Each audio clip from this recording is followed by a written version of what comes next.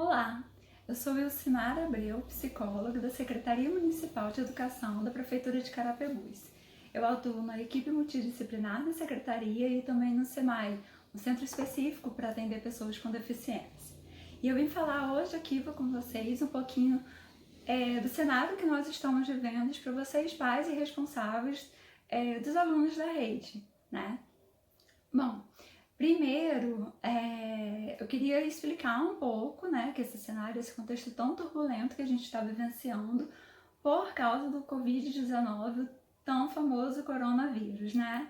E aí eu queria explicar primeiro por que a gente está tendo tanto cuidado, né, em relação a esse vírus. E aí eu queria explicar a diferença de uma epidemia para uma pandemia, que é o que eu acho que muita gente está fazendo confusão. Bem, vou dar um exemplo de uma doença que a gente conhece bastante, que é a dengue. A dengue é considerada uma epidemia. Por que ela é considerada uma epidemia? Não é uma questão de uma doença ser mais grave ou menos grave. É uma questão de uma doença ser regional, ser local, ser dentro de um país, né? Tem determinadas épocas do ano e que são mais suscetíveis às pessoas a adquirirem a dengue através da transmissão do mosquito. Ela é uma epidemia. São algumas regiões que tem no Brasil que estão mais propícias a isso, ou em outros lugares.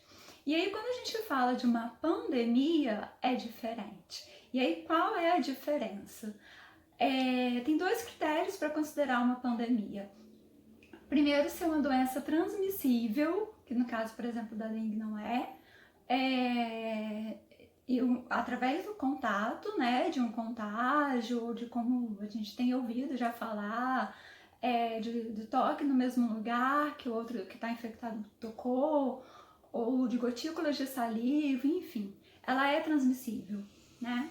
Esse é o primeiro ponto. E o segundo ponto, ela não se restringe numa região ou num país, ela é mundial, né? E aí, quem é o órgão responsável para definir o que é uma epidemia, definir o que é uma pandemia e ter o controle de todos esses casos e registrar esses casos para poder definir isso? A Organização Mundial da Saúde, a famosa OMS, que eu não sei se alguns já conheciam ou só começaram a ouvir falar agora. Qual a função da OMS? A OMS está subordinada à ONU, né? Que a ONU é mais conhecida. E aí, ela tem uma função básica de tentar manter a nossa saúde da melhor maneira possível. E quando eu digo a nossa, é de uma maneira mundial, né? Não é aqui em Carapebus apenas. E aí, como que ela faz isso? Ela registra os casos da doença, ela tem esforços, né? E cientistas lá estudando para achar curas de diversas doenças. E elas têm uma função também de dar normas, diretrizes e ensinar tanto como se prevenir, como o manejo de evitar o contágio da doença. É a OMS que dá essas informações para os países, né? A gente segue, né, nós psicólogos, médicos, toda a área da saúde, segue as orientações da OMS. E aí, onde que eu quero chegar, que eu estou explicando tudo isso?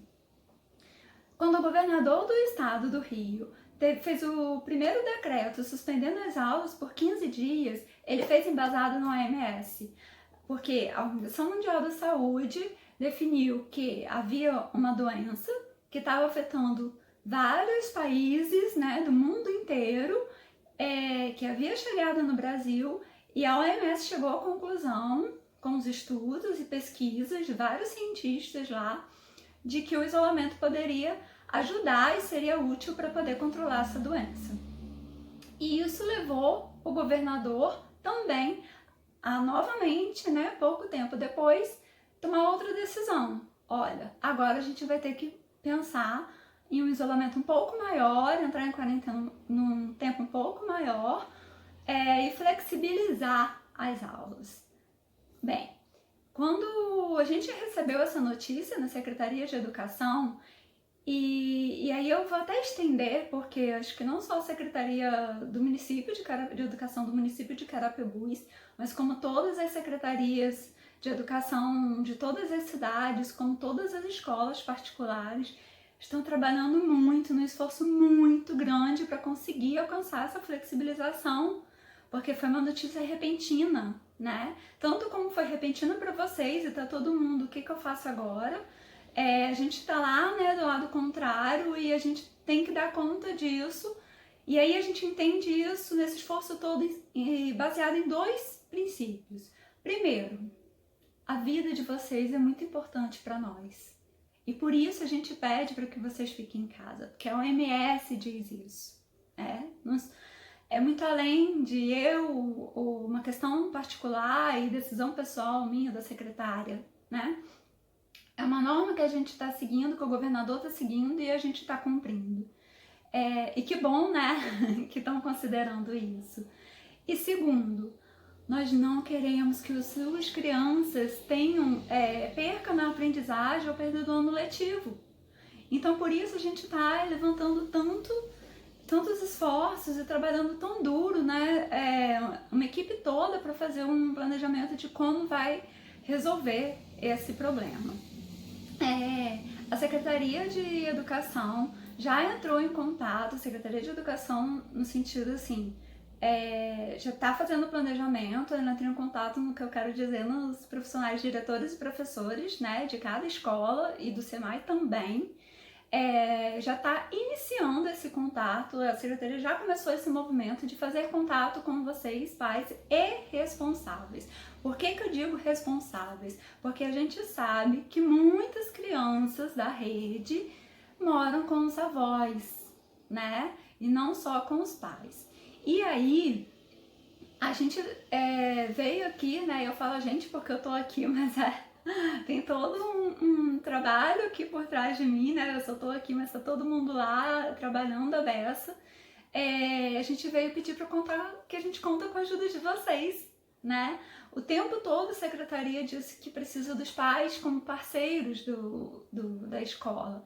E agora é o momento que a gente mais precisa dessa parceria, dessa união, né? É o momento que a gente precisa do engajamento de vocês para que as suas crianças consigam continuar esse aprendizado. E aí eu vou além, principalmente as crianças que têm transtornos ou laudo com deficiência, porque a gente sabe que precisa de uma estimulação diária, porque qualquer tempo que deixe de estimular, vai haver perdas no aprendizado.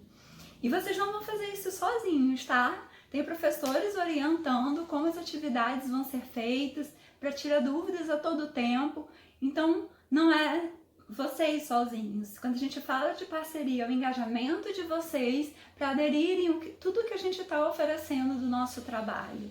É a hora da gente se unir, né, dessa união, para conseguir passar por mais essa crise. E a gente conta com vocês para isso. E não se esqueçam, lavem as mãos.